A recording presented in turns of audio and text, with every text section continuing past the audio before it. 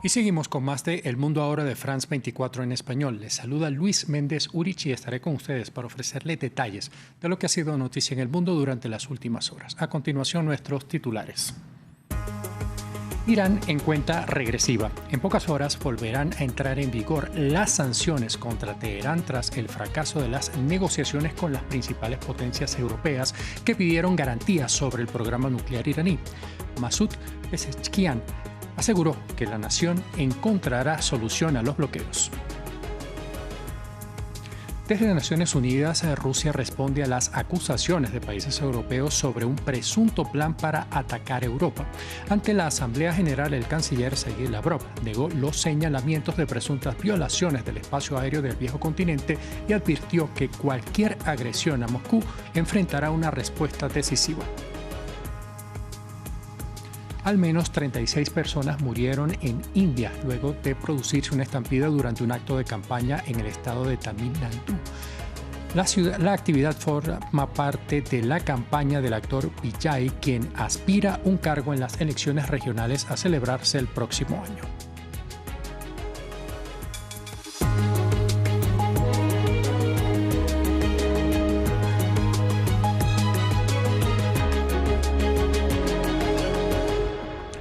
Iniciamos en Irán, y es que en pocas horas todas las resoluciones de la ONU relativas a las sanciones contra Teherán volverán a tener efecto. Esto tras activarse el mecanismo de reimposición presentado en agosto por el grupo del E3, luego de que las potencias europeas consideraran que Irán ha incumplido con los compromisos firmados en el acuerdo de 2015. Vuelven las sanciones contra Irán y su programa nuclear. El Consejo de Seguridad de la ONU rechazó el viernes una propuesta de China y Rusia que buscaba retrasar la reactivación de sanciones contra Teherán. Estas comenzarán este sábado. En última instancia, no es como si se fuera a caer el cielo. La realidad es que con las medidas que hemos puesto en marcha, con las relaciones que mantenemos con nuestros vecinos, con los países de Eurasia, los BRICS y la Organización de Cooperación de Shanghái, y con las interacciones que se han ido formando, así como con la población de nuestro propio país y los iraníes que se preocupan por Irán y la integridad territorial de la nación y que creen en la dignidad y el orgullo del pueblo iraní, seremos capaces de superar esta situación.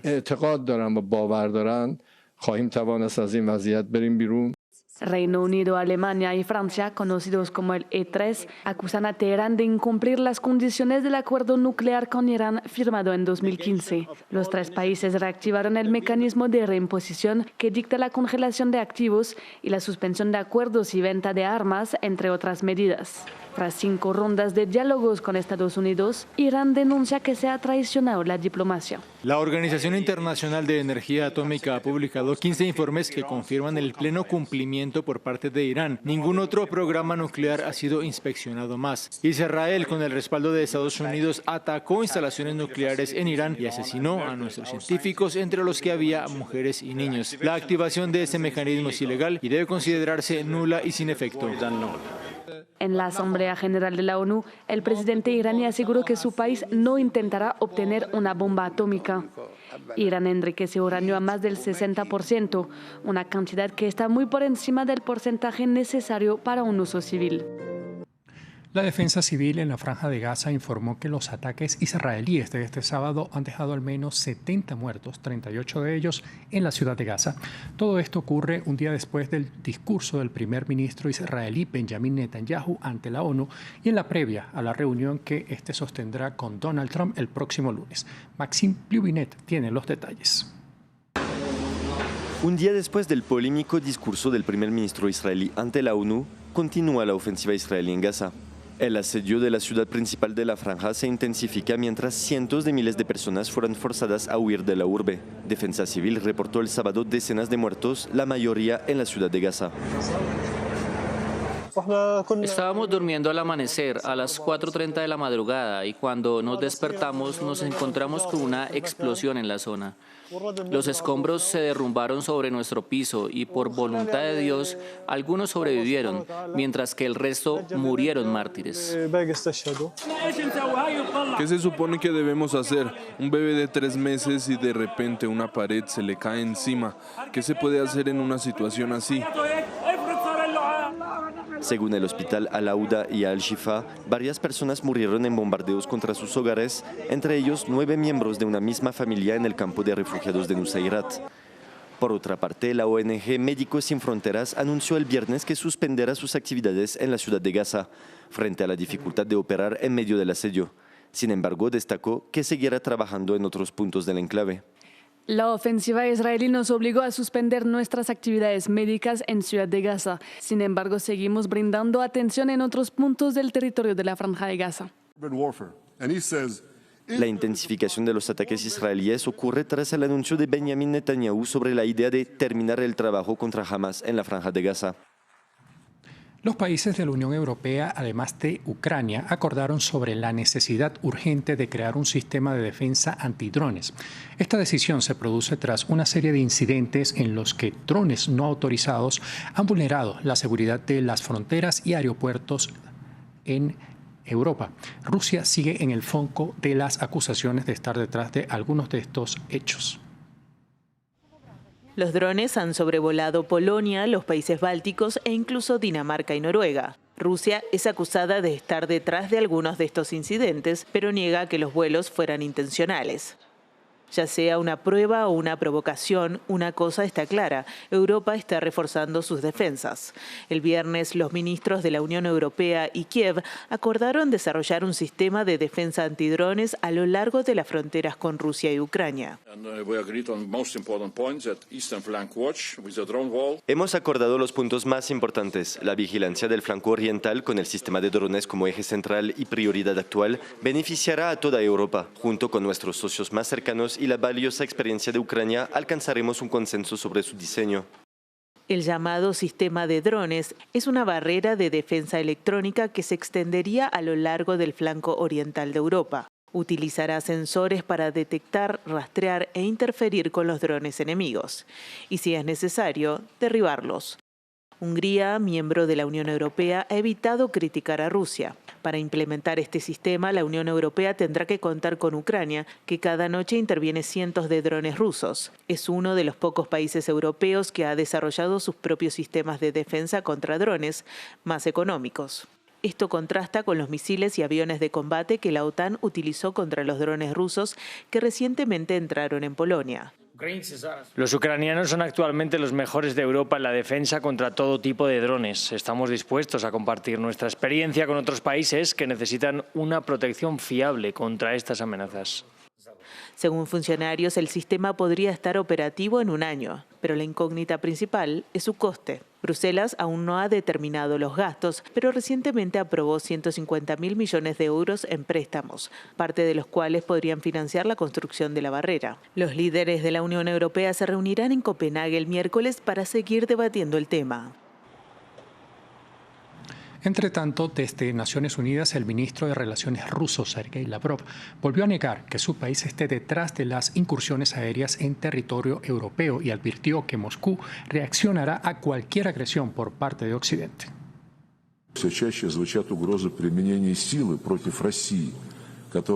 Las amenazas de fuerza contra Rusia, acusada de planear prácticamente un ataque contra la OTAN y la Unión Europea, son cada vez más comunes. El presidente Putin ha desmentido repetidamente tales provocaciones. Rusia nunca ha tenido ni tiene tales intenciones, pero cualquier agresión contra mi país se enfrentará con una respuesta contundente. Y en cuanto a la guerra en Ucrania, existe preocupación sobre la central nuclear de Zaporilla. El ministro de Relaciones Exteriores ucraniano, Andriy Sybiha, informó que esta lleva 4 días desconectada de la red eléctrica y ha estado dependiendo de sus generadores de emergencia. La planta necesita la energía para mantener los sistemas de refrigeración y seguridad. Es el 10º apagón provocado por los rusos, que tienen el control de Zaporilla desde los primeros días de la guerra en 2022. Asimismo, el representante ucraniano denunció que Rusia ha construido 200 kilómetros de líneas eléctricas con el objetivo de robarse la central. Moldavia se alista para unos comicios que han sido calificados como los más importantes en la historia del país.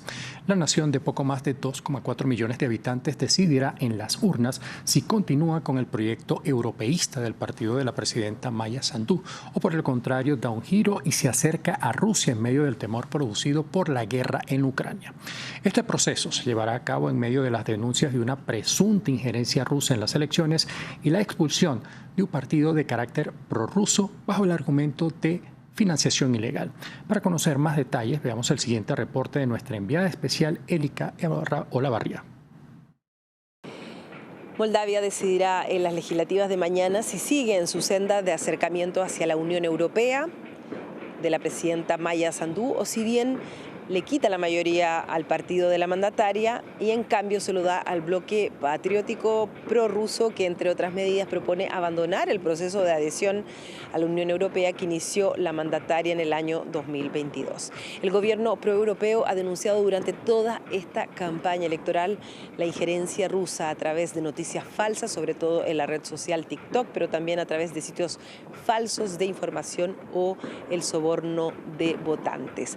Esta pequeña ex república soviética de 2,4 millones de habitantes e independiente desde 1991 sufre durante todo el año del acoso ruso a través primero de la región independentista de la Transnistria en la frontera con Ucrania. Allí la población es rusófona, vota a favor de Moscú y depende económica y a nivel energético de Rusia. Y también a través de la Gagausia, una región autónoma del sur del país, donde la población es turcófona, pero donde también la mayoría de las personas votan en favor de Moscú. De hecho, la presidenta de la región se encuentra presa por sus vínculos con el régimen de Vladimir Putin.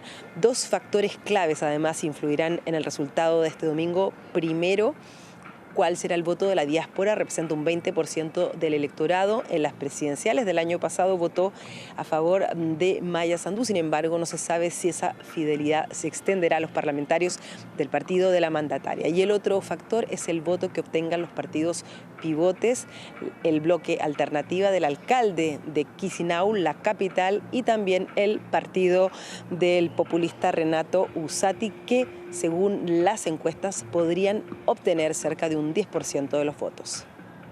Al menos 10 personas murieron en India, esto luego de producirse una estampida durante un acto de campaña del actor Vijay. Adicionalmente, la tragedia dejó unas 50 personas heridas. Por el momento, las autoridades no han revelado las causas de este suceso. Vijay, conocido en el país por su trabajo como actor y cantante, ha arrastrado multitudes en su campaña política de cara a las elecciones regionales que se llevarán a cabo a principios del próximo año. Un mitin que termina en tragedia.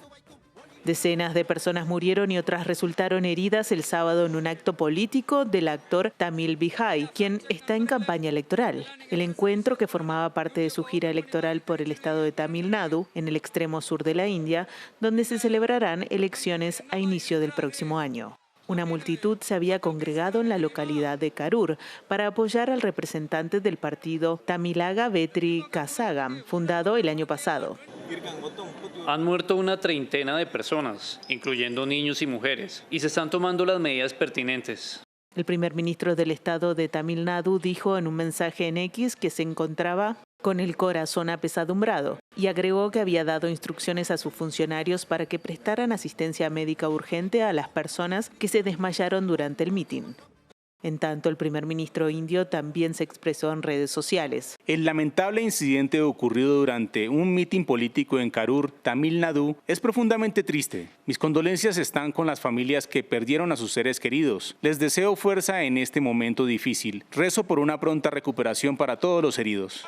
Mientras las personas se agolpaban en hospitales cercanos para acompañar a las víctimas, al menos 44 médicos de los distritos cercanos de Trinchirapalli y Salem fueron enviados a Karur, informaron medios locales. Cerramos en Londres porque cientos de personas se reunieron en el distrito de Greenwich para establecer un nuevo récord. Este fue el de la mayor concentración de personas vestidas de pies a cabeza como los personajes de las películas más famosas de los últimos años. Entre los disfraces destacaron los personajes de la película de la Guerra de las Galaxias, también Indiana Jones, Batman y otros. De acuerdo con el oficial del libro de récord Guinness, casi 900 personas asistieron al evento. Y hasta aquí la presente edición de Noticias. Continúen con más de la programación de France 24 en español.